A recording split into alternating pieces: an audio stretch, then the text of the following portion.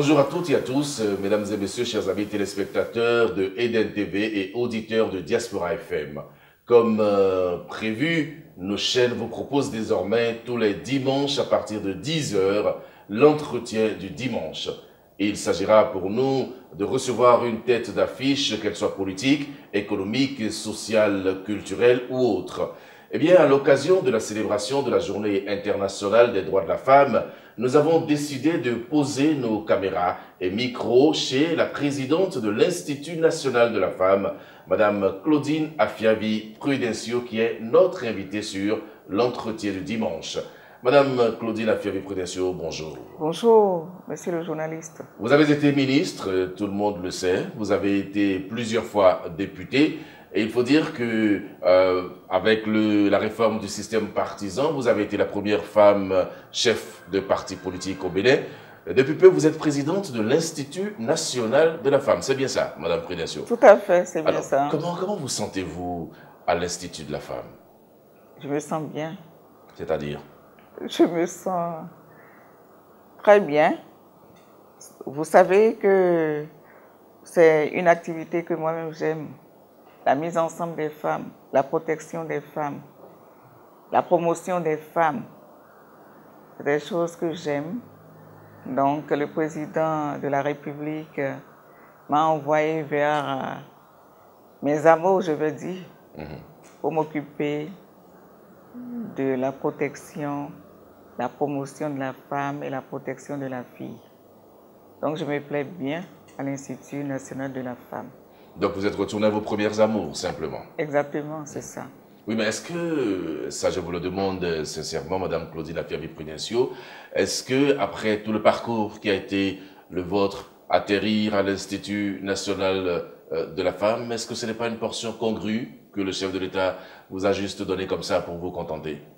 Vous savez, l'Institut national de la femme, j'ai un vaste domaine, je vais dire, parce que depuis l'avènement de l'Institut, depuis sa création, on dirait que les femmes attendaient déjà cet institut-là, parce que les plaintes que nous recevons, les mémoires que nous recevons en disent long. Il y a pas mal de violences à l'égard de la femme, des mutilations génitales, vous le savez, le harcèlement, le viol, qui est partout aujourd'hui, que nous voyons sur les réseaux sociaux. Donc, c'est le rôle de l'Institut aujourd'hui. Nous travaillons sur ces dossiers. Donc, vous avez la prétention de régler tous ces problèmes qui se posent à la femme. Mais effectivement, on doit arriver à zéro violence à l'égard de la femme et de la fille. D'accord. Alors, Madame Claudine Afiavi Prudencio, depuis votre avènement à la tête de l'Institut, c'est la première fois justement que vous célébrez la Journée internationale des droits de la femme. Quelle est la différence entre ce qui se faisait avant et ce que vous faites aujourd'hui? Exactement, monsieur le journaliste, vous avez raison de parler de différence parce qu'il y a vraiment une différence. Mais cette différence n'est pas liée à ma personne en tant que présidente de l'Institut national de la femme. Elle est plutôt liée à l'existence de l'Institut national de la femme en tant qu'institution. C'est pour la première fois que nous célébrons la Journée internationale de la femme avec une institution dédiée à la femme et qui a réellement tous les pouvoirs pour agir. La différence est surtout au niveau des prérogatives de l'Institut national de la femme d'aujourd'hui comparativement à l'INPF d'hier. C'est ça la différence. Madame Claudine Afiavi Prudencio, depuis votre prise de fonction à la tête de l'Institut national de la femme, on vous voit très peu. C'est vrai que vous faites des actions médiatiques, mais vous-même, on vous voit très peu. Est-ce que cela ne traduit pas des difficultés de fonctionnement au sein même de l'Institut? Non, je ne pense pas être aussi discrète comme vous le dites. Depuis la création de l'Institut national de la femme, nous avons mené des actions essentiellement médiatiques car il est important pour nos compatriotes de connaître les missions de cette institution chargée de la promotion et de la protection de la femme et de la fille dans notre pays. Et quand on est sur les médias traditionnels surtout, comme digitaux, on n'est sûrement pas distrait. Nous avons aussi initié quelques activités de terrain et nous avons été associés à d'autres activités initiées par des partenaires. Ce que je peux admettre avec vous, c'est que nous ne sommes pas encore entrés dans la phase d'activité de terrain intense. Cela peut s'expliquer par le fait que l'Institut national de la femme vient d'être créé et doit prendre un temps pour s'installer et constituer ses équipes, ce qui ne traduit aucunement de difficultés de fonctionnement. Donc, à vous entendre, tout va très bien à l'Institut, vous fonctionnez normalement comme prévu. Exactement. Il fallait prendre un certain nombre de dispositions pratiques avant de lancer les activités d'envergure. C'est ce que nous faisons. Néanmoins, nous donnons suite aux nombreuses plaintes que nous recevons depuis la création de l'Institut national de la femme. Nous recevons des présumées victimes de violences et la secrétaire exécutive de l'Institut aussi reste active au niveau des tribunaux avec d'autres avocats aux côtés des femmes dans les cas de dossiers portés devant les juridictions. Alors justement, maintenant que vous parlez de tribunaux, on va en parler. Vous avez désormais le dispositif judiciaire, le cadre législatif, le cadre juridique pour mener vos actions au niveau de l'Institut national de la femme. Mais est-ce que vous pensez que ça suffira vraiment pour atteindre tous les objectifs que le chef de l'État vous a fixés? Oui, monsieur le journaliste, je pense que les moyens législatifs et juridiques sont largement suffisants pour accomplir l'essentiel de notre mission de promotion, de protection de la femme et de la fille. Mais pour régler les problèmes des femmes, comme vous le dites, il faut aussi d'autres moyens de lutte, comme par exemple la mobilisation sociale autour de la problématique des violences basées sur le genre et l'accroissement de la richesse nationale. La mobilisation sociale va permettre de faire prendre conscience à chaque membre de la communauté de son rôle dans l'éradication des violences de toutes sortes à l'égard de la femme et de la fille. L'accroissement de la richesse nationale va permettre au gouvernement de poursuivre les efforts d'autonomisation des femmes, indispensables à l'élimination de la pauvreté féminine. Nous sommes quand même curieux, si vous le permettez, nous sommes quand même curieux de savoir ce que vous avez prévu faire dans les 6 prochains mois. Est-ce qu'au niveau de l'Institut, il y a de la prospection ou de la prospective sur vos activités? Que pensez-vous faire sur les 6 mois prochains? Ou qu'avez-vous prévu faire? Monsieur le journaliste, ne vous inquiétez pas. Beaucoup de projets sont élaborés et répartis dans divers compartiments du PTA, c'est-à-dire notre plan de travail annuel. Bientôt, nous passerons à la validation et là, le rouleau compresseur de l'Institut national de la femme sera lancé. En son temps, je vous promets que nous donnerons les détails à l'opinion publique. En ce temps, c'est quoi? À quel moment? Parce que c'est trop vague de nous dire... Dans les prochains jours. Dans les prochains jours. Donc, oui. vous nous présenterez vos actions, votre plan d'action dans les prochains jours. Exactement, et vous serez de la partie. D'accord. Mais il y a une question récurrente. Vous m'excuserez de vous poser cette question, mais je vous la pose quand même. C'est cette question relative au contact avec l'Institut national de la femme. Certains Béninois se plaignent de ne pas savoir exactement où vous êtes situé, de ne pas savoir également comment, lorsqu'on a des problèmes, comment est-ce qu'on touche l'Institut pour qu'on puisse donner des réponses à tous les problèmes. Alors, vous êtes où exactement à Cotonou? L'Institut national de la femme a son siège provisoire situé à 4 rues, après Erevan, en allant à Fil-Rosset. Lorsqu'on rentre dans la rue, le deuxième immeuble est l'immeuble provisoire de l'Institut national de la femme. L'immeuble n'est pas du tout perdu. Mais pourquoi c'est encore provisoire? Normalement, vous devez avoir un siège définitif. Oui, on aura un siège, c'est prévu tout ça. Le chef de l'État est en train de nous trouver quand même un siège définitif. Avec le temps, vous connaîtrez également ce siège. Quel est le mode de saisine de l'Institut lorsqu'il y a un problème? Comment est-ce qu'on vous touche? À qui est-ce qu'on écrit? Qui est-ce qui gère les dossiers? Voilà, il faut écrire à l'Institut national de la femme directement, à la présidente que je suis, qui affecte le dossier au service technique concerné pour recevoir quand même les présumés victimes et autres. Et c'est suite à ça qu'on les présente devant les juridictions concernées. Alors, est-ce qu'on peut savoir, question de curiosité, la nature des plaintes que vous recevez régulièrement?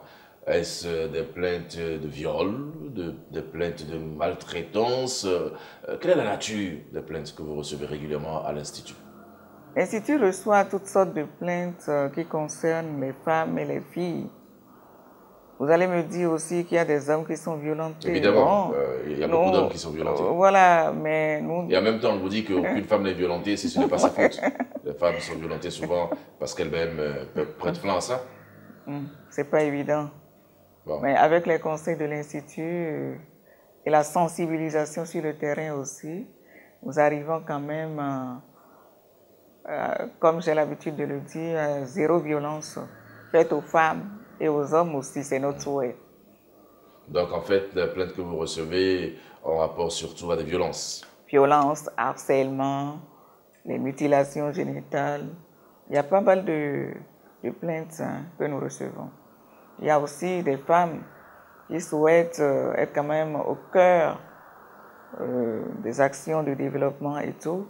Oui. Donc ces femmes écrivent parce que nous sommes là aussi pour faire la promotion de la femme. Voilà. Est-ce qu'il y a des hommes qui vous écrivent pour se plaindre de leurs femmes, qui elles aussi sont violentes? Pour le moment, on n'a pas encore reçu de plaintes des hommes, mais on en reçoit des jeunes filles, on en reçoit des femmes. Voilà. Vous savez, on en reçoit aussi des universités, hein, parce qu'il y a du harcèlement et autres. Dans le milieu universitaire. Dans le milieu universitaire, dans le milieu scolaire, secondaire, simple et tout. La Criette a donné son premier verdict concernant les questions de violence récemment. Un instituteur qui a été condamné à 5 ans de prison et 5 millions d'amende pour avoir eu une relation avec une de ses élèves de 17 ans. Vous ne pensez pas que c'est trop sévère d'aller à la Criette pour des questions du genre et de condamner quelqu'un qui entretient volontairement, avec consentement, des relations avec son élève, une élève de 17 ans quand même, Madame la Présidente? C'est pas normal du tout. C'est pas normal. Qu'est-ce qui n'est pas normal? C'est pas normal parce qu'il faut laisser les enfants évoluer à l'école. Cet enseignant n'a pas besoin d'avoir des relations avec son élève. Mais c'est avec son consentement? Non, quel consentement?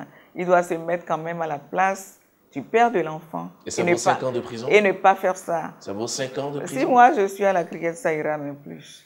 Si j'étais à l'Assemblée, la peine sera vraiment lourde parce que c'est pas normal. Il faut protéger nos filles. Il faut protéger nos filles. Par exemple, avant-hier, j'étais à un forum sur l'accélération des filles à l'école. Voilà. Donc, dans ça, on a donné tous ces conseils. C'est pas normal. On doit laisser nos filles aller à l'école. C'est l'éducation qui a révolutionné le monde. Oui, mais finalement, est-ce que l'Institut national de la femme n'est pas en train de devenir un instrument contre les hommes? Ah non, pas du tout. Sans les hommes, on ne peut rien, parce que sans les maris, il ne peut pas y avoir d'enfants non plus. On n'est pas contre les hommes, on est avec les hommes, mais on les raisonne. Il faut que les hommes soient moins violents. Alors, il y a un plaidoyer que vous avez l'habitude de faire, votre plaidoyer qui consiste à souhaiter que l'Institut national de la femme soit constitutionnalisé. Pourquoi est-ce que c'est si important pour vous que cette institution se retrouve dans la Constitution? Évidemment, parce que les femmes sont aujourd'hui 54%. Ça veut dire que vous, les hommes, vous êtes tout simplement 46% dans le monde. Mais oui, il y a 54% de femmes. Donc, un institut qui gère 54% de personnes, c'est normal que cet institut soit constitutionnalisé. Par exemple, au cours du dialogue de la dernière fois, j'ai œuvré pour que la discrimination positive se retrouve dans notre Constitution. Mais c'est la même chose que je ferai également, parce que nous sommes 54%. C'est pas peu. C'est très important. Mais vous savez qu'en appelé à la constitutionnalisation de l'Institut, c'est de fait modifier la Constitution. C'est quand même un enjeu politique, Madame Prudencio. Mais on l'a fait pour la discrimination positive, donc on le fera. C'est pour la femme, on peut le faire pour la femme. Parce qu'aujourd'hui, à l'Assemblée en 2023, on aura un minimum 24 femmes. Mais moi, je ne souhaite même pas. Les 24 femmes là sont là. Mais après les 24 femmes, il faut forcément qu'on ait le nombre que nous représentons dans le pays. Vous allez faire un plaidoyer dans ce sens? Mais oui, les 54% de femmes là doivent se retrouver à l'Assemblée en 2023. C'est aussi le rôle de la présidente de l'Institut national de la femme? Mais oui, c'est ça. Mais c'est un rôle politique, ça. Ah non, non, c'est normal parce que l'Institut fait la promotion de la femme au plan politique aussi. Oui. Au plan politique, c'est normal. Mais vous comprenez qu'avec vous, on doit parler politique maintenant, puisque nous avons commencé, nous allons continuer. Madame Claudine Afiavi Prudencio, vous savez très bien qu'avec la réforme du système partisan, vous étiez la seule femme chef de parti politique au Bénin, alors que personne ne s'y attendait. Donc, curieusement, vous avez décidé d'aller, je le dis comme ça, de vous jeter pieds et mains liés dans le bloc républicain. Qui est-ce qui vous a contraint à prendre une pareille décision? Monsieur le journaliste, les Béninoises et les Béninois savent très bien que je ne suis pas de nature à prendre des décisions sous contrainte. La liberté est une valeur à laquelle je donne du sens depuis que je suis entrée en politique. La décision de fusionner l'UDBN avec le Bloc républicain est un choix libre, c'est-à-dire un choix librement consenti. Personne ne vous a dit, Madame Prudencio, allez dans le BR. Un choix librement consenti par la vaillante base militante du parti Union démocratique pour un Bénin nouveau. Et je peux vous dire que les militantes et les militants qui ont pris cette décision ne la regrettent pas. Vous-même, vous ne regrettez pas? Vous n'avez pas des regrets quelquefois? Est-ce que quelquefois vous ne vous dites pas « j'aurais pu continuer mon aventure politique avec mon parti » ? Non, aucun regret, ni aujourd'hui ni demain, car lorsqu'on fait, comme moi, plus de 2 décennies dans l'arène politique, on ne prend pas des décisions hasardeuses. En plus, les leaders à divers niveaux de l'Union démocratique pour un Bénin nouveau ont bien analysé cette option avant de la faire. Mais pourquoi c'est dans le BR que vous partez? Pourquoi pas l'UP? Pourquoi pas un autre parti politique? Bon, il faut dire qu'on avait pris langue avec l'UP aussi. Et finalement, les membres de l'UDBN ont souhaité faire cette mise ensemble avec le BR. Mais on avait annoncé aussi une fusion de l'UDBN avec Moël Bénin. Nos sources nous renseignent même que des contacts avaient été pris, des discussions avaient été menées sous l'égide même du chef de l'État qui voulait que vos 2 partis fusionnent, c'est-à-dire l'UDBN et Moël Bénin. Qu'est-ce qui n'a pas marché entre-temps? Non, non, pas du tout. Pas du tout. Hein. On a voulu tout simplement, comme Moël Bénin n'a pas été aux élections communales, on les a approchés pour qu'ils viennent dans l'UDBN. Oui. Mais eux, bon, comme ils se croient tellement mastodontes, ils ont préféré faire chemin seul. Mais c'est normal, c'est un parti politique. Voilà, donc on les a laissés continuer. Donc l'avenir nous donnera quand même raison, on verra. L'avenir aujourd'hui, c'est que Moël Bénin existe toujours pendant que l'UDBN a disparu dans le bloc républicain. C'est ça l'avenir aujourd'hui, Madame Prudencio? L'UDBN n'a pas disparu dans le bloc républicain, pas du tout, parce que les membres de l'UDBN sont là et le courant UDBN doit toujours exister dans le bloc républicain. D'accord, donc dans le bloc républicain, il y a le courant UDBN. Eh bien, les membres de l'UDBN sont là, et ils vont travailler. Et les membres du bloc républicain vont constater également qu'ils sont avec un parti qui s'appelait quand même UDBN. Effectivement, aujourd'hui, nous faisons un. Oui. Nous faisons un, donc c'est le bloc républicain d'abord. Mais les membres de l'UDBN qui sont rentrés dans le bloc républicain doivent briller pour faire avancer les choses au niveau du bloc républicain. Mais ce qui est curieux, vous dites qu'ils doivent briller, mais ce qui est curieux, c'est que depuis votre adhésion au bloc républicain, on ne vous voit pas très active sur le terrain. Les Béninois ne se souviennent pas vous avoir vu encore une fois sur une activité du bloc républicain. Est-ce que là aussi vous faites la politique de la chaise vide? Je ne fais pas de politique de la chaise vide, mais il faut savoir que j'ai désormais un mandat républicain à remplir à l'Institut national de la femme. Les ambitions politiques ne priment pas sur les missions républicaines. Pour l'instant, je m'attelle à réussir la mission que le chef de l'État, son Excellence Patrice Talon, a bien voulu me confier. Pour moi, réussir cette mission est un défi qui passe avant tout.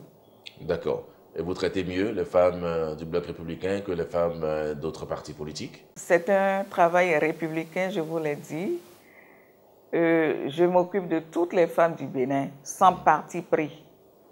Alors, et au sein du bloc républicain, vous allez faire un plaidoyer pour qu'il y ait beaucoup plus de femmes positionnées aux prochaines élections législatives? Je vais faire un plaidoyer au sein de tous les partis du Bénin, au sein de tous les partis, pour que les partis positionnent à de bons endroits les femmes béninoises, parce que les femmes sont 54%, les femmes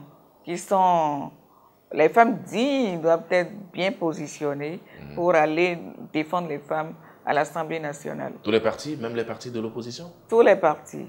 Et si les partis ne vous écoutaient pas? Mais c'est ça qu'on va voir parce qu'on a une mission pour ça. Notre mission est de faire ce plaidoyer-là pour que les femmes soient bien positionnées. Dites-nous, Madame Claudine Prudencio, les législatives dernières, vous n'étiez pas candidate, votre parti n'a pas reçu l'autorisation de présenter une liste, ou bien, si mes souvenirs sont bons, c'est que votre liste a été invalidée. Je ne sais pas exactement ce que c'est, vous allez nous le rappeler. Est-ce que pour les prochaines législatives qui s'annoncent, vous avez des ambitions politique? Est-ce que vous serez candidate? Dans mon parcours professionnel et politique, il y a une constance. C'est mon engagement au service de la communauté, mon engagement public également. J'aime servir dans l'expérience que je fais depuis quelques mois en tant que présidente de l'Institut national de la femme. Cette constance est là. Mes nouvelles fonctions sont une continuité de mon engagement public et donc je me retrouve parfaitement dans ce que je fais actuellement. Et une fois encore, je vous le répète, monsieur le journaliste, c'est l'obsession de réussir ma mission qui m'habite aujourd'hui. Être candidate aux élections législatives prochaines est un combat qui n'est pas celui que je mène actuellement. On retient donc que c'est non. C'est ça? Je veux bien vous entendre dire oui ou non. Je voudrais remplir pleinement ma mission à la tête de l'Institut national de la femme d'abord. Oui, mais si le chef de l'État vous demande d'être candidate aux élections législatives. J'aviserai. Comme vous avez avisé pour la fusion avec le BR? J'aviserai, oui. D'accord, vous aviserez. Alors, si vous n'êtes pas candidate, si le chef de l'État vous demande d'être candidate et que vous refusez, ce que nous attendons de voir, est-ce que vous soutiendrez des femmes candidates? Merci, monsieur le journaliste.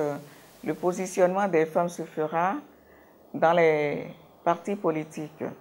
Et au niveau de l'INF, nous serons le soutien de toutes les femmes positionnées au sein des partis politiques pour aller à l'Assemblée nationale. Est-ce que vous serez officiellement en campagne? Est-ce qu'on verra l'INF très actif sur le terrain politique? Mais l'INF donnera certainement des conseils aux femmes, c'est sûr, mais à toutes les femmes, justement. À toutes les femmes, quel que soit le bord politique? Oui, sans parti pris. D'accord. Mais Madame Claudine Prudencio, une question quand même qui me taraude l'esprit et qui taraude l'esprit à bien des Béninois. Comment vous arrivez-vous à démarquer vos fonctions actuelles des fonctions politiques? Parce que quand on vous écoute, on a le sentiment que vous êtes à la fois sur le terrain politique que sur le terrain social, concernant la défense des droits des femmes. Monsieur le journaliste, je viens de vous en donner la preuve à travers ma réponse à la précédente question. J'ai appris à ne pas faire de mélange de genres. J'essaie de prendre du recul et de détachement. J'essaie de faire parler le sens de l'état que j'ai en moi, sans oublier d'où je viens et mon parcours. Donc, vous faites la différence entre vos fonctions actuelles et la politique, c'est cela? Exactement. D'accord. Vous vous en doutez bien, il n'est pas possible pour nous de vous avoir sur notre plateau sans aborder les questions relatives à la gouvernance du président Talon que vous avez soutenu pour sa réélection en 2021. Madame Claudine Prudencio, est-ce que vous entendez les cris des femmes béninoises, les cris des travailleurs béninois? Est-ce que vous vous rendez compte de la situation sociale chaotique que nous traversons actuellement avec des plaintes ça et là? Le panier de la ménagère qui est devenu très lourd à porter. Est-ce que le président Patrice Talon, sur le plan social, n'a pas manqué à un devoir? Il est aisé, M. Abalo, de constater aujourd'hui que notre pays a amorcé depuis 2016 son véritable développement durable. Le pays a complètement changé de visage à travers des infrastructures modernes. Les performances économiques du Bénin sont aujourd'hui saluées à travers le monde, vous le savez bien. Même ceux qui n'aiment pas le président Talon reconnaissent aujourd'hui qu'il y a une évolution. À l'étranger, le nom Bénin donne plus de fierté et moi je le vis car je voyage régulièrement, je veux dire. Le social est de mise également.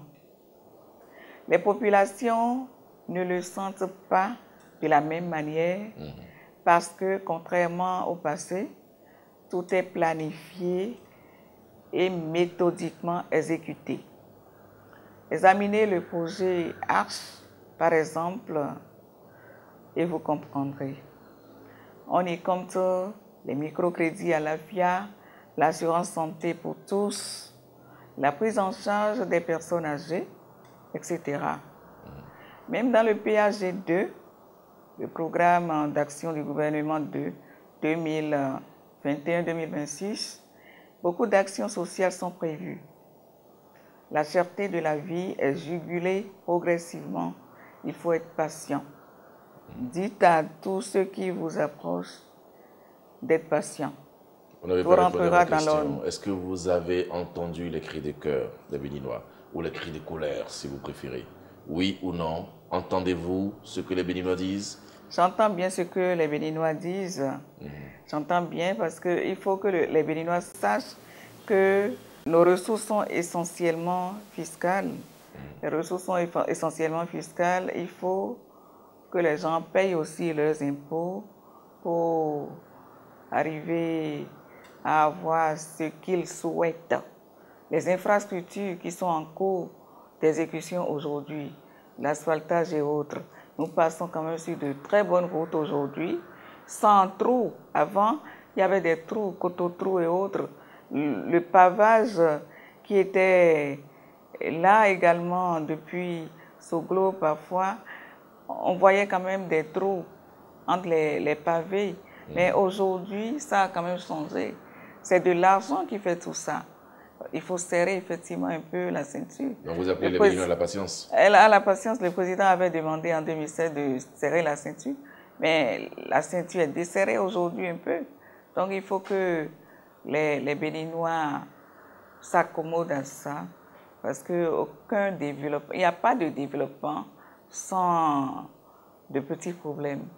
Pour développer son pays, il faut quand même serrer un peu de tout, quoi. Oui, mais ça fait des années que les Béninois sont appelés à serrer leur ceinture. Les travailleurs se plaignent. Il y a eu des mouvements d'humeur des travailleurs récemment. Même l'augmentation de salaire qui a été promise n'est pas effective. Madame Claudine Prudencio, la situation sociale appelle qu'on donne des réponses au-delà de celles que vous donnez. En parlant d'infrastructures, on ne mange pas les infrastructures. Et les salaires sont payés à bonne date. Mais combien? On a prévu une augmentation de salaire, pourquoi ça ne vient pas? Mais ça va venir, il faut que les gens se calment aussi un peu. Parce qu'aujourd'hui, ils passent sur de bonnes routes. Mais à Et jeun, là, ça vous passez sur réduit, les routes alors que vous ne mangez pas? ça réduit quand même la consommation du carburant également. Parlons maintenant de la gouvernance du président Patrice Talon, le président que vous avez soutenu en 2021. Prenez besoin de rappeler que vous avez insisté pour sa réélection. Mais depuis que le président Patrice Talon est là pour son deuxième mandat, les Béninois continuent de crier, notamment les femmes. Vous êtes mère, vous êtes femme. Est-ce que vous entendez les pleurs des femmes béninoises? Merci, Monsieur Abalo. J'ai soutenu le président de la République en 2016 et en 2021. Pourquoi vous avez besoin de rappeler ça? Oui, c'est important, parce que je l'ai soutenu en 2016. D'accord. Voilà. Je n'ouvre pas le débat sur ça, mais vous pouvez continuer. Merci beaucoup. Il est aisé de constater aujourd'hui que notre pays a amorcé depuis 2016 son véritable développement. Le pays a complètement changé de visage à travers des infrastructures modernes. Les performances économiques du Bénin sont aujourd'hui saluées à travers le monde. Même ceux qui n'aiment pas le président Talon reconnaissent qu'il y a une évolution. Vous avez fait le sondage, comment vous savez Mais ça? oui. Sur la scène internationale, les gens en parlent largement. Et en interne également. Ceux qui ne l'aiment pas disent, oh là là, il fait du bon boulot. À l'étranger, le nom Bénin donne plus de fierté aujourd'hui. Et moi, je le vis car je voyage régulièrement. Le social est de mise également. Les populations ne le sentent pas de la même manière parce que, contrairement au passé, tout est planifié et méthodiquement exécuté. Examinez le projet H, par exemple, et vous comprendrez. On y compte les microcrédits à l'AFIA, l'assurance santé pour tous, la prise en charge des personnes âgées, etc. Même dans le programme d'action du gouvernement de 2021-2026, beaucoup d'actions sociales sont prévues. Le rehaussement social est là. La cherté de la vie est jugulée progressivement. Il faut être patient pour tenir le bon bout. Oui, mais vous entendez les pleurs, oui ou non, Madame Prudencio? Exactement, j'entends les pleurs. Ça n'est pas une personne, mais c'est la patience qui est importante à ce niveau. La patience, jusqu'à quand? C'est cela le vrai problème. Mais le PAG2 est déjà là. Le PAG2 a été publié, présenté au public. La sensibilisation est en cours. Le rehaussement social qui est dans le PAG2 fera en sorte que tous les Béninois, de 2021 à 2026, tous les Béninois seront à l'aise. Mais le PAG, ce n'est qu'un programme. C'est un programme. Ce n'est qu'un programme. Ça ne suffit pas pour donner à manger à celles qui n'ont pas à manger aujourd'hui. Vous n'êtes pas sans savoir que actuellement, il y a beaucoup de coups de fil, beaucoup de messages. Les gens veulent juste peut-être 2000 francs pour régler les problèmes quotidiens. À ces gens-là, on ne va pas opposer le PAG, Madame Claudine Prudencio. Vous savez, avant l'avènement du régime de la rupture plutôt, il y avait la corruption à outrance. Il y avait la corruption à outrance et l'argent... La corruption n'a pas cessé. L'argent circulait à volo. Et donc maintenant, ça ne circule plus. L'argent circulait à volo. Et aujourd'hui, on a constaté que le président Talon a bouché certains trous. Par exemple, moi j'ai toujours été aux élections dans la 6e circonscription électorale.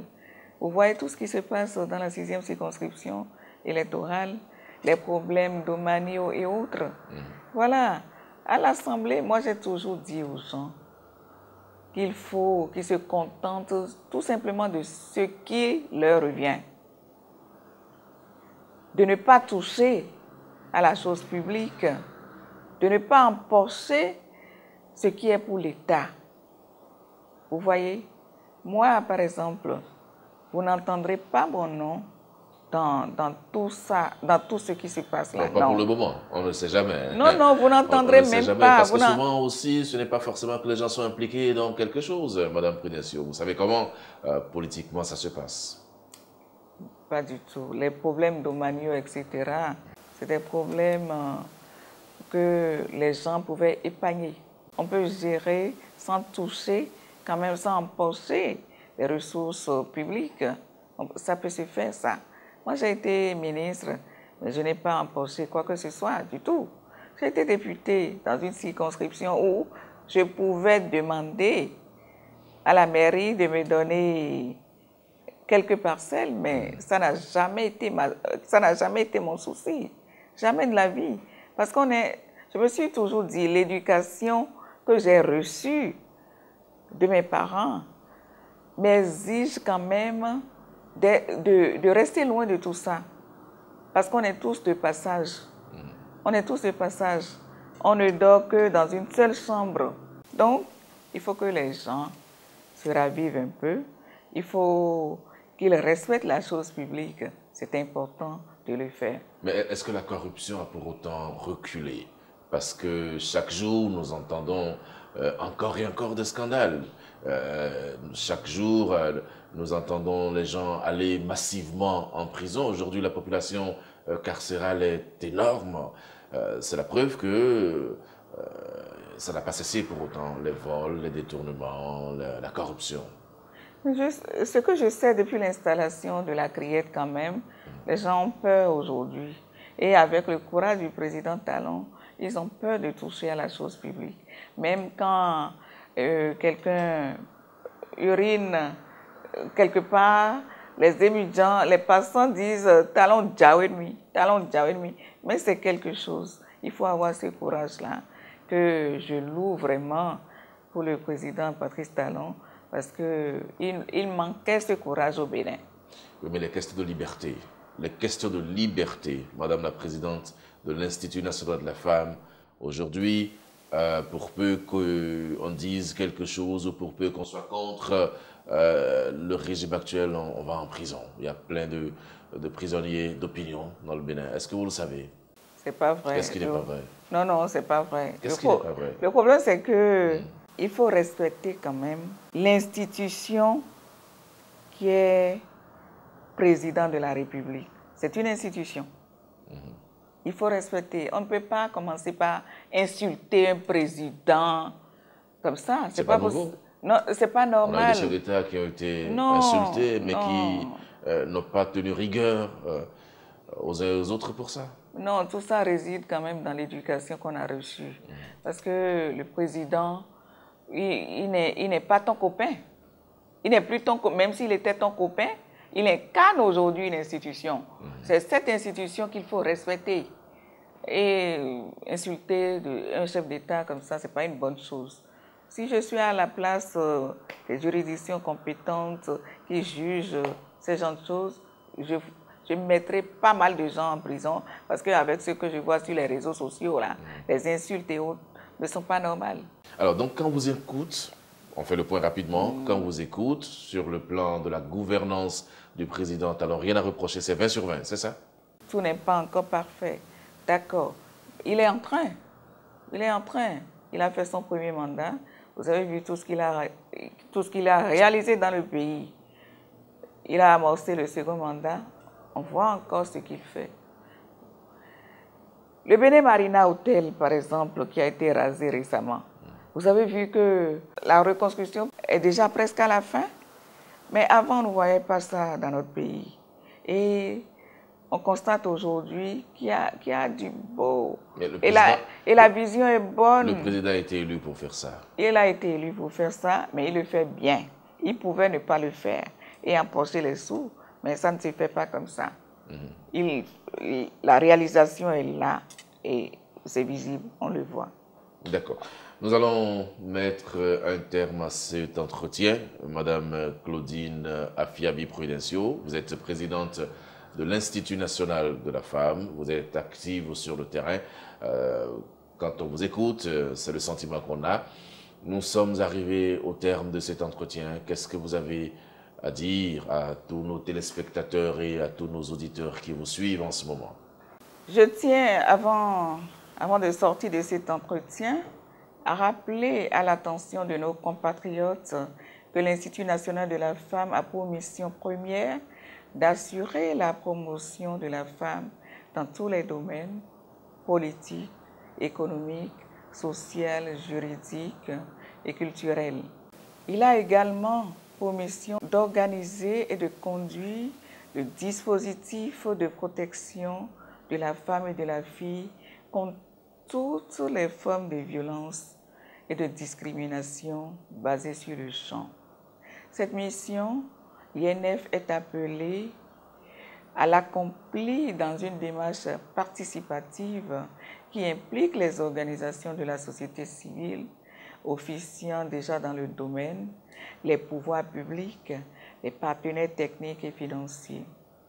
Parlant des violences basées sur le genre, je voudrais profiter de votre micro pour lancer, une fois encore, un vibrant appel à la prise de conscience de chacun et de tous, surtout les hommes. L'Institut national de la femme n'est aucunement dressé contre les hommes. Nous voulons simplement que les hommes violents changent de comportement et c'est possible. Madame Claudine Afiavi-Prudencio, merci d'avoir rendu possible cet entretien avec vous. Nous avons justement voulu partager vos premières expériences à la tête de l'Institut, voir un peu quels sont les problèmes de fonctionnement que vous avez et en même temps vous poser quelques questions au nom de nos téléspectateurs, auditeurs sur la gouvernance du président Patrice Talon. Vous avez répondu à nos questions. Encore une fois, merci beaucoup. J'espère que vos portes seront toujours ouvertes à Eden Télévision et Diaspora FM chaque fois que nous aurons besoin de vous poser quelques questions. Absolument, monsieur le journaliste. Chers amis téléspectateurs, chers amis auditeurs, merci pour votre aimable attention. C'était le premier numéro de votre émission L'Entretien du dimanche. Je rappelle que l'Entretien du dimanche nous permet de recevoir chaque dimanche à partir de 10 h une tête d'affiche, qu'elle soit politique, économique, sociale, culturelle ou autre. Nous n'avons pas la prétention d'avoir abordé toutes les questions, mais nous espérons qu'à partir de cet entretien, vous avez pu avoir quelques réponses à vos questions personnelles. Merci pour votre aimable attention. Rendez-vous dimanche prochain pour un autre numéro de l'Entretien du dimanche.